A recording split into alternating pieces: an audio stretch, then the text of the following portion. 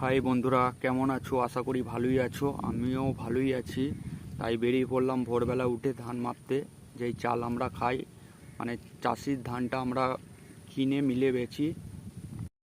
আমি চাই চাষি ন্যায্য মূল্য পাক। এটা হচ্ছে ভাতার নরজা কাগজ ফ্যাক্টরি। কারণ চাষিদের খুব পরিশ্রমের মূল্য চাষি পায় না। কারণ আমিও চাষির বাড়ির ছেলে, সেই মর্মটা আমিও বুঝি। তাই আমি চাষিকে ন্যায্য দামের জন্যে আমি ধান ব্যবসা করছি। আপনাদের যদি ধান থাকে আমাকে দিতে পারেন। টিফিনটা সেরে নিলাম এই কারণেই, কারণ যেতে অনেকটা লেট হবে, আর আমাদের 2-3টে বেজে যাবে আসতে, মানে কোনো হোটেল ঢুকতে। এটা হচ্ছে ধান মাপ হচ্ছে। এই ধানটা যেটা মাপ হচ্ছে এটা মিনিকেট ধান।